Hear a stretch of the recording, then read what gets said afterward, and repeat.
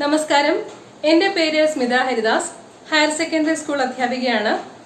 +1 ഫിസിക്സിലെ ഗ്രാവിറ്റേഷൻ എന്ന 8ാം അധ്യായത്തിന്റെ 6ാമത്തെ ക്ലാസ്സാണിന്ന്. ഇന്ന് ഭൂസ്ഥിര ഉപഗ്രഹങ്ങൾ അഥവാ എർത്ത് സാറ്റലൈറ്റ്സിനെ കുറിച്ചാണ് സംസാരിക്കുന്നത്.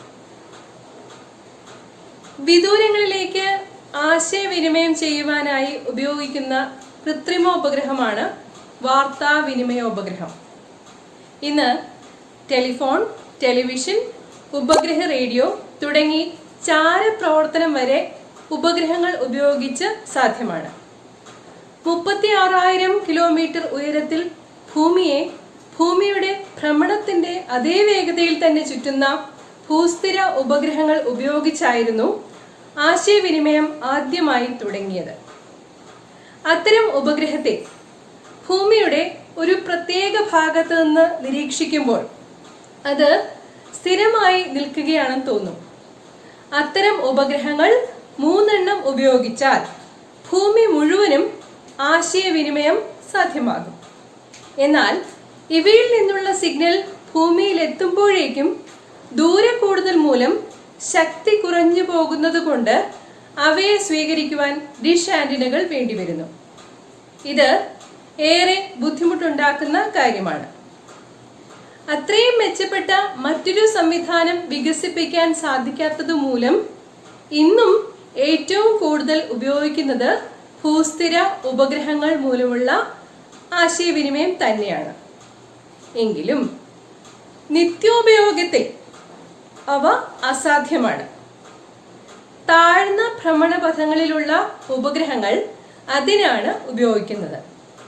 കീശയിൽ സൂക്ഷിക്കാവുന്ന ചെറിയ ഉപകരണങ്ങൾ കൊണ്ട് അവയുമായി ആശയവിനിമയം സാധ്യമാണ്.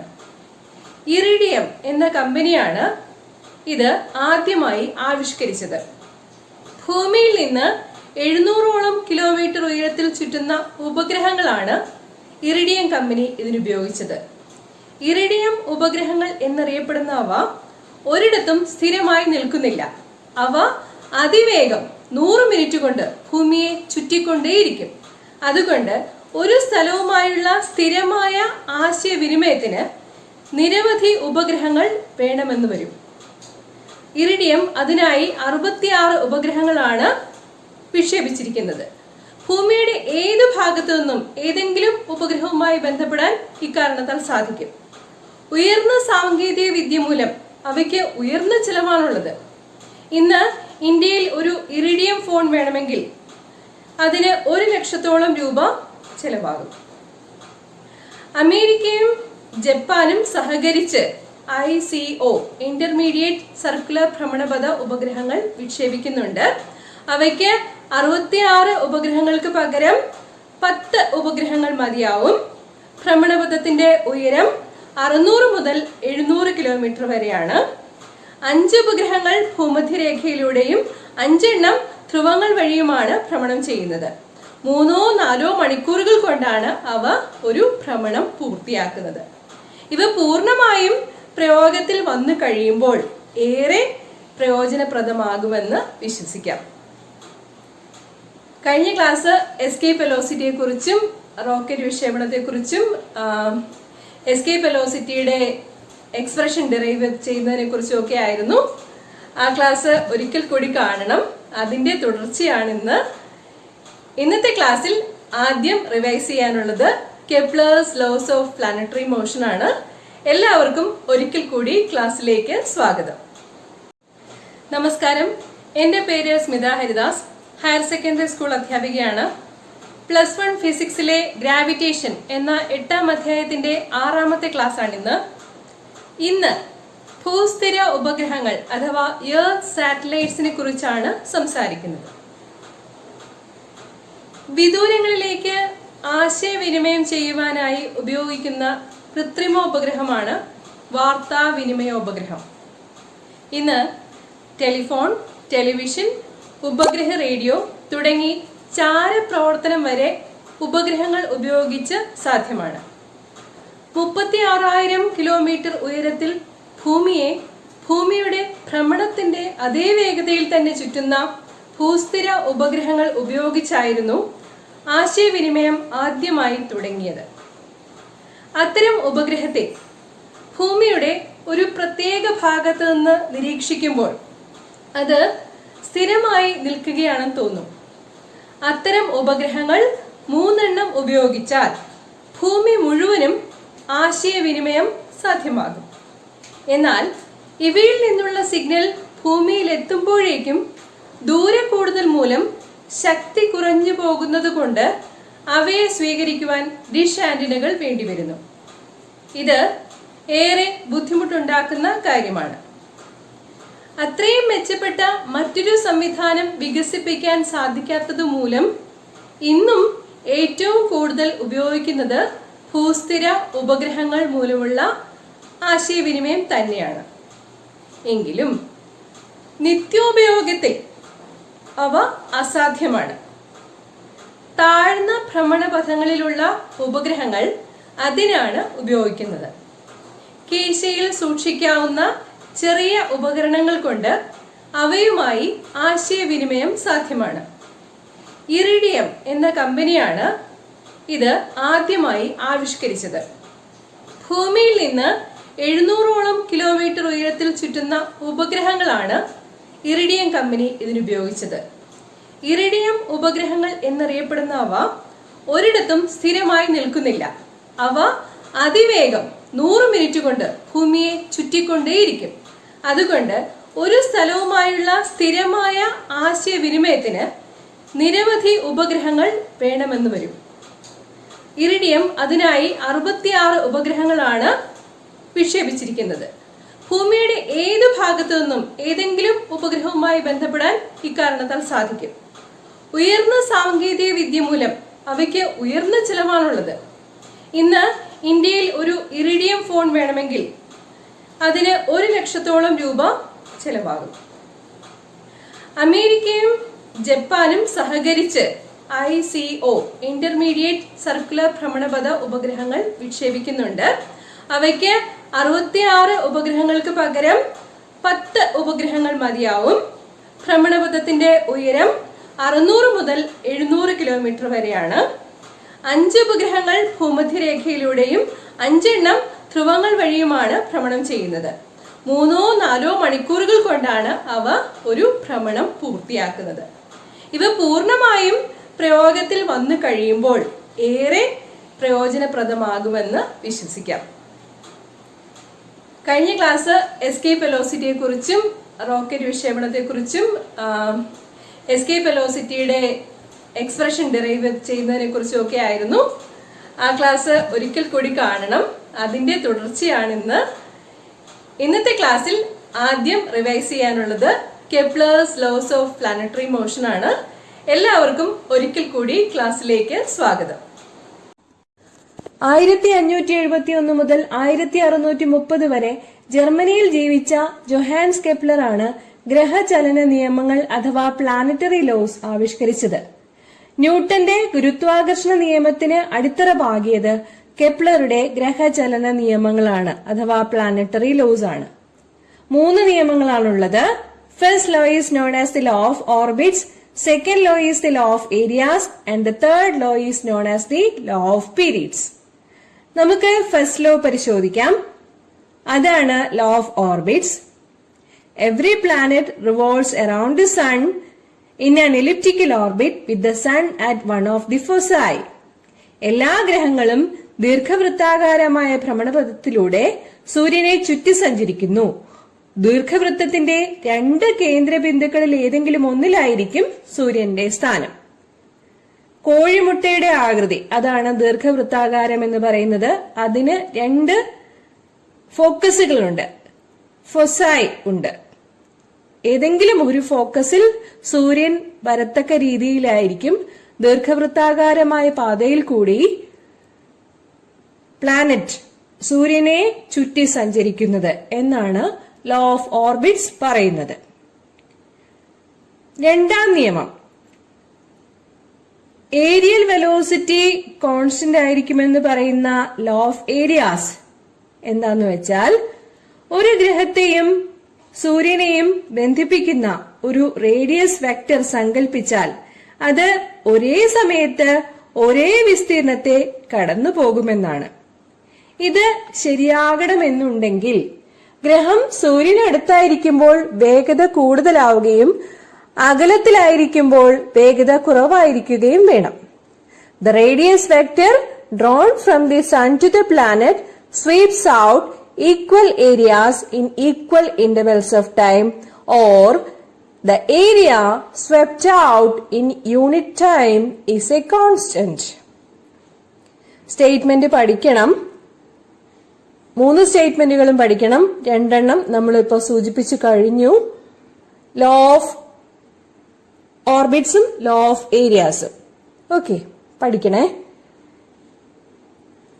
ഇവിടെ 2ാം നിയമത്തിൽ പറയുന്നത്, ലോ ഓഫ് ഏരിയാസിൽ പറയുന്നത്, ഡെൽറ്റ ടി എന്ന ഇടവേളയിൽ ഗ്രഹം സൂര്യനെ ചുറ്റി സഞ്ചരിക്കുമ്പോൾ സ്വീപ്പ് ഔട്ട് ചെയ്യുന്ന 2 ഏരിയകൾ മനസ്സിലായി കാണുമല്ലോ. ആ 2 ഏരിയകൾ ചിത്രത്തിൽ കാണിച്ചിട്ടുണ്ട്. Area swept out in unit time, അതായത് ഏരിയൽ വെലോസിറ്റി എന്നത് delta A by delta T ആണ്. ഈ delta A by delta T constant ആയിരിക്കുമെന്നാണ് കെപ്ലർ തെളിയിച്ചത്. നമുക്ക് നോക്കാം അതെങ്ങനെയാണെന്ന്. ഡെൽറ്റ ടി വളരെ ചെറുതാണെന്നുണ്ടെങ്കിൽ ഡെൽറ്റ എ എന്ന ഏരിയ ഒരു ട്രയാങ്കിൾ ആയിട്ട് അഥവാ ത്രികോണമായിട്ട് പരിഗണിക്കാവുന്നതാണ്. ത്രികോണത്തിന്റെ ഏരിയ ഹാഫ് എൽ ബി, അതായത് half R into V delta T ആണ്. വി ഡെൽറ്റ ടി എന്നാൽ ഡെൽറ്റ ടി സമയത്ത് സ്വീപ്പ് ഔട്ട് ചെയ്യുന്ന ഡിസ്റ്റൻസ് ആണ്. Velocity into time. Velocity into delta T എന്ന് പറഞ്ഞു കഴിഞ്ഞാൽ ഡെൽറ്റ ടി സമയത്ത് സ്വീപ്പ് ഔട്ട് ചെയ്യുന്ന ഡിസ്റ്റൻസ് എന്ന് മനസ്സിലാക്കാവുന്നതാണ്. So delta A equal to half into R into V delta T ആണ്.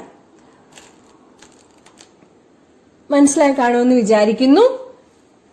ഇത് ത്രികോണമായി വരുന്ന ഭാഗത്തിന്റെ ഏരിയയാണ്. നമുക്കിനി ഏരിയൽ വെലോസിറ്റി കാണണം. അതായത് delta A by delta T that's equal to half R cross V delta T divided by delta T. Okay, delta T cancel ആയി പോകുമല്ലോ. പിന്നെന്താ ഉള്ളത്? ഹാഫ് ആർ ക്രോസ് വി ആണുള്ളത്. RHSൽ മാസ് ഓഫ് ദി പ്ലാനറ്റിനെ കൊണ്ട് മൾട്ടിപ്ലൈ ചെയ്യുകയും ഡിവൈഡ് ചെയ്യുകയും ചെയ്യാം.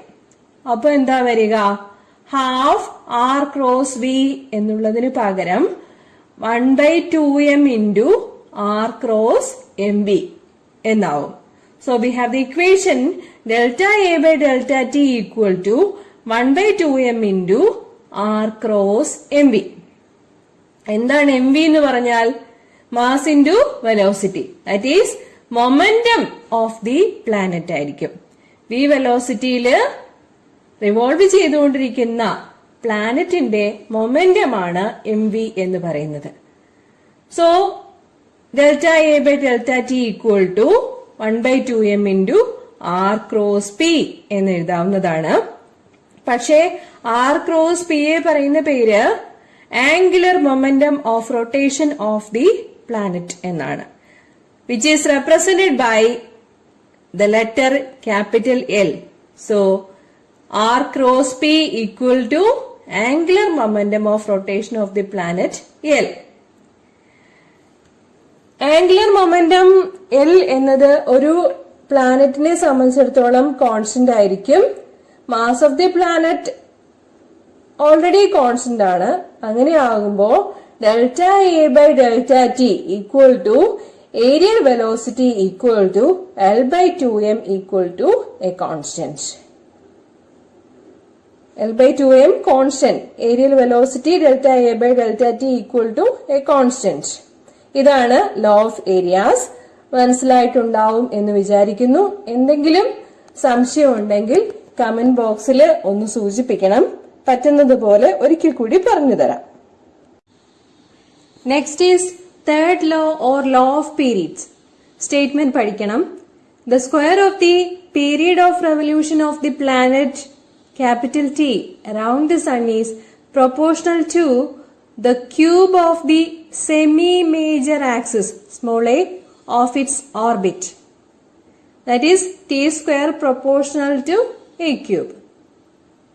എലിപ്റ്റിക്കൽ ഓർബിറ്റ് കാണിച്ചിരിക്കുന്നത് കണ്ടല്ലോ. പി എന്നും എ എന്നും മാർക്ക് ചെയ്തിട്ടുള്ള 2 പോയിന്റ്സ് നോക്കണേ. പി ആണ് പെരിഹീലിയൻ, എ ആണ് അപ്പീലിയൻ. സൂര്യനുമായി പ്ലാനറ്റിന്റെ ക്ലോസസ്റ്റ് പോയിന്റ് എന്നുള്ളത് പി അല്ലേ, അതാണ് പെരിഹീലിയൻ. സൂര്യനുമായി പ്ലാനറ്റിന്റെ ഫാർദസ്റ്റ് പോയിന്റ് ഇവിടെ കാണിച്ചിരിക്കുന്നത് ക്യാപിറ്റൽ എ അല്ലേ, അതാണ് അപ്പീലിയൻ. AP/2 ആ വാല്യൂവിന് പറയുന്ന പേരാണ് semi major axis represented by the letter small a. AP/2. Capital T എന്നാൽ time period of revolution of the planet, അതായത് പ്ലാനറ്റിന് ഒരു വട്ടം സൂര്യനെ ചുറ്റി സഞ്ചരിക്കാൻ എടുക്കുന്ന സമയമാണ്. അങ്ങനെയെങ്കിൽ T square proportional to A cube എന്ന് സയന്റിഫിക് ആയിട്ട് നമ്മുടെ കെപ്ലർ പ്രൂവ് ചെയ്തു. ഇതാണ് law of periods. Okay, Kepler's laws of planetary motion കണ്ടു കഴിഞ്ഞു. പ്രസ്തുത നിയമങ്ങൾ അനുസരിച്ചുകൊണ്ട് ഭൂമിയെ ഭ്രമണം ചെയ്യുന്ന വസ്തുക്കളെയാണ് എർത്ത് സാറ്റലൈറ്റ്സ് അഥവാ ഭൗമോപഗ്രഹങ്ങൾ എന്ന് പറയുന്നത്. ഭൂമിയുടെ ഒരേ ഒരു സ്വാഭാവിക ഉപഗ്രഹം ചന്ദ്രനാണ്. ഏകദേശം വൃത്താകാരമായ ഒരു പരിക്രമണ പാതയിലാണ് ചന്ദ്രൻ ഭൂമിയെ പ്രദക്ഷിണം ചെയ്യുന്നത്. ഓക്കെ, ഓർബിറ്റൽ വെലോസിറ്റി അഥവാ പരിക്രമണ പ്രവേഗം എന്നാൽ എന്താണ്? ക്ലോസ്ഡ് ഓർബിറ്റിൽ ആയിരിക്കുമ്പോൾ ഉപഗ്രഹം ഗ്രഹത്തെ പരിക്രമണം ചെയ്യുന്ന പ്രവേഗമാണ് orbital velocity. The velocity with which a satellite moves in its closed orbit is called orbital velocity. Closed ഓർബിറ്റിലെ പരിക്രമണ പാത ഓൾമോസ്റ്റ് സർക്കുലർ ആയിരിക്കും. സർക്കുലർ പാത്തിൽ കൂടി പരിക്രമണം ചെയ്യുന്നതിന് സെൻട്രിപെറ്റൽ ഫോഴ്സ് ആവശ്യമാണ്. സ്ഥിരതയുള്ള പരിക്രമണ പാതയിലുള്ള ഒരു സാറ്റലൈറ്റിന് സെൻട്രിപെറ്റൽ ഫോഴ്സ് കൊടുക്കുന്നത് സാറ്റലൈറ്റും പ്ലാനറ്റും തമ്മിലുള്ള ഗുരുത്വാകർഷണ ബലമാണ്. For satellites in its stable orbit, the centripetal force is provided by the gravitational force. ചിത്രത്തിൽ കാണിച്ചിരിക്കുന്നത് നോക്കുക. സ്മോളം മാസുള്ള ഉപഗ്രഹം വി ഓർബിറ്റൽ വെലോസിറ്റിയിൽ സ്മോളാർ റേഡിയസ് ഉള്ള സർക്കുലർ പാത്തിലാണെന്നിരിക്കട്ടെ. അതിൽ അനുഭവപ്പെടുന്ന സെൻട്രിപെറ്റൽ ഫോഴ്സ് mv²/r ആയിരിക്കും. നമ്മൾ എർത്ത് സാറ്റലൈറ്റ്സ് അഥവാ ഭൗമോപഗ്രഹങ്ങളെ കുറിച്ചാണ് പറയുന്നത്. ക്യാപിറ്റൽ എം മാസുള്ള ഭൂമിയും സ്മോൾ എം മാസുള്ള ഉപഗ്രഹവും തമ്മിലുള്ള ഗുരുത്വാകർഷണ ബലം capital G capital M small M divided by small R square ആണ്.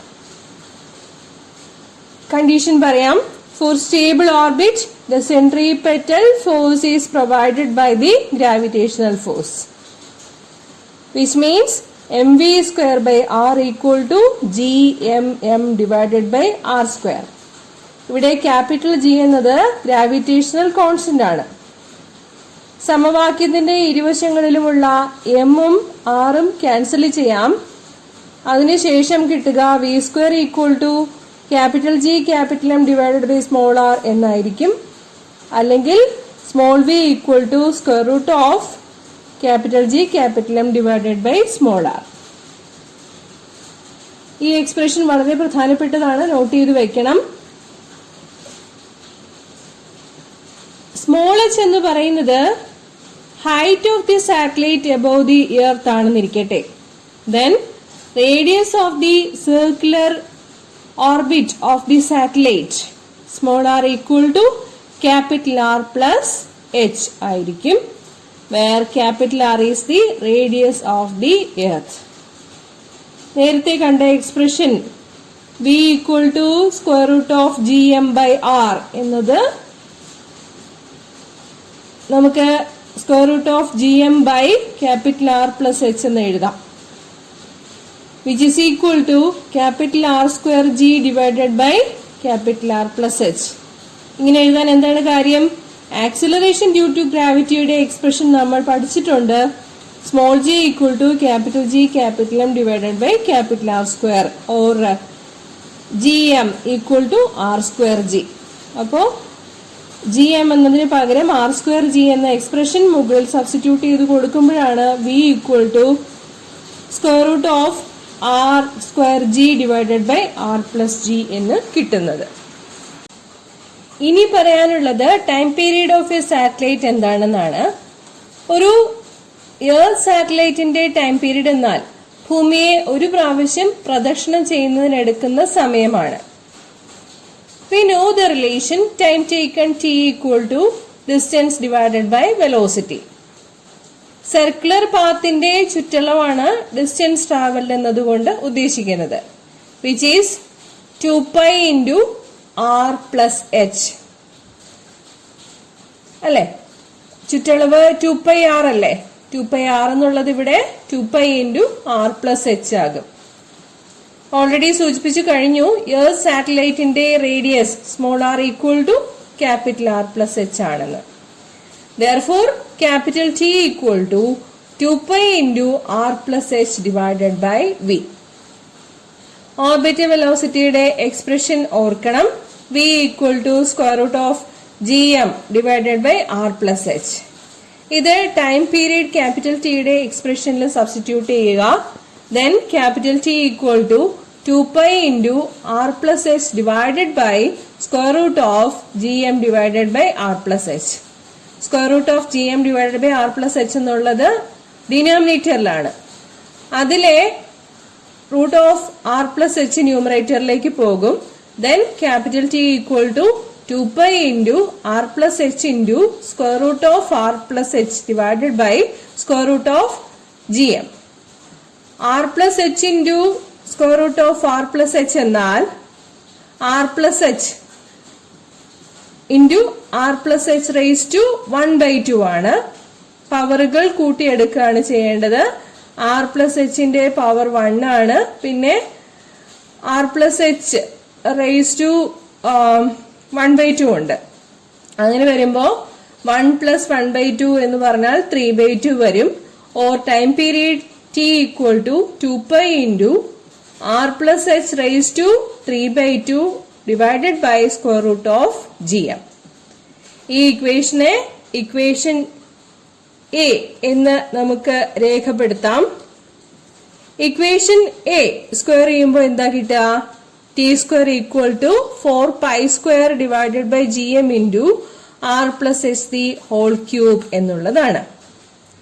ഇവിടെ 4π സ്ക്വയർ ഡിവൈഡഡ് ബൈ gm ഒരു കോൺസ്റ്റന്റ് വാല്യൂ ആണ്.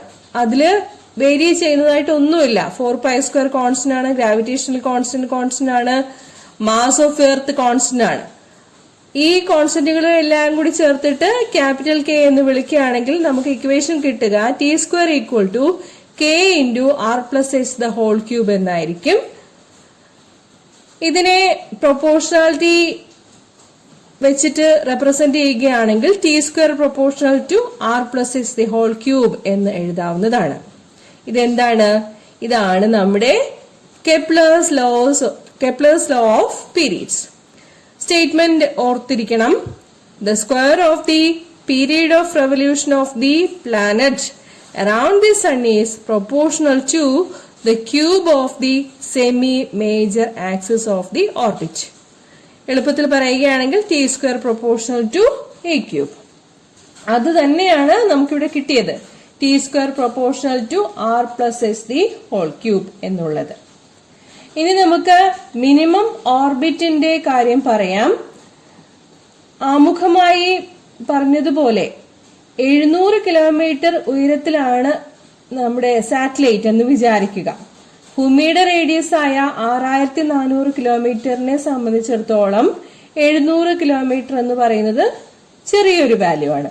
അതായത് മിനിമം ഓർബിറ്റിലാവുമ്പോൾ h അപ്രോക്സിമേറ്റ്ലി ഈക്വൽ ടു 0 എന്നെടുക്കുകയാണെങ്കിൽ ഇക്വേഷൻ എ എന്നത് t equal to 2π into r raise to 3/2 divided by square root of gm എന്ന് വരും. അതായത് t equal to 2π into root of r cube divided by gm എന്ന formula എളുപ്പത്തിൽ എഴുതാൻ പറ്റും. ഇനി നമ്മുടെ ആക്സിലറേഷൻ ഡ്യൂ ടു ഗ്രാവിറ്റിയുടെ value small g equal to capital G capital M divide by capital R square എന്നത് ടൈം പീരീഡ് ഓഫ് ദി സാറ്റലൈറ്റിന്റെ എക്സ്പ്രഷനിൽ സബ്സ്റ്റിറ്റ്യൂട്ട് ചെയ്ത് കൊടുക്കണം. അപ്പോൾ എന്താ കിട്ടുക? t equal to 2π into square root of r into r square divided by gm എന്നാകും. gm by r square എന്ന് പറഞ്ഞാൽ സ്മോൾ g ആണ്. ആ വാല്യൂ സബ്സ്റ്റിറ്റ്യൂട്ട് ചെയ്ത് കൊടുക്കുമ്പോൾ time period capital T equal to 2π into square root of capital R by small g എന്ന് കിട്ടുന്നതാണ്. This is the expression for the time period of a satellite in its minimum orbit. ഈ expression എങ്ങനെ derive ചെയ്യുന്നു എന്നുള്ളത് മനസ്സിലാക്കണം. Problem ചെയ്യാനൊക്കെ ചോദിക്കാറുള്ള കാര്യമാണ്. Okay, ഇന്ന് പറഞ്ഞു തന്ന കാര്യങ്ങൾ എല്ലാവർക്കും മനസ്സിലായിട്ടുണ്ടാവുമെന്ന് കരുതുന്നു. മനസ്സിലായിട്ടുണ്ടെങ്കിൽ +1 കൂട്ടുകാർക്ക് വേണ്ടി വീഡിയോ ഷെയർ ചെയ്ത് കൊടുക്കണം. അടുത്ത ക്ലാസ്സിൽ വീണ്ടും കാണാം. നന്ദി, നമസ്കാരം.